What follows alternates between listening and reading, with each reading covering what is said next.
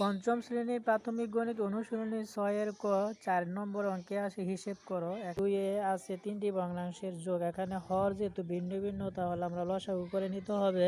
যেমন 18 আর 9, তারপরে 6, এর লসাগু যদি আমরা বের করি 2 দিয়ে দিলে 9, তারপরে 9 যায় না, তারপরে 3, এটার লসাগু করলে 3 দিয়ে 3 তিরিকা 9, 3 তিরিকা 9, 1, আবার 3 দিয়ে যায়, তাহলে 3 ওকে 3, 3 ওকে 3, 1, তাহলে লসাগু হবে 3 3 দুগুণে 6, 3 18।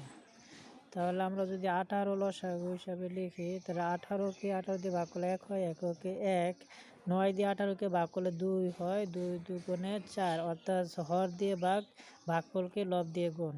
তাহলে 6কে 6 দিয়ে 18কে ভাগ করলে 3 হয়, 3 দিয়ে 5 গুণ করলে 3 5 15 হয়। হর দিয়ে ভাগ করলাম, তাহলে 3 হলো, আর লব 5কে গুণ করলে 3 5 15 হলো। তাহলে নিচে 18 আর যোগ করলে 4 একে 5, 5 আর 15 20।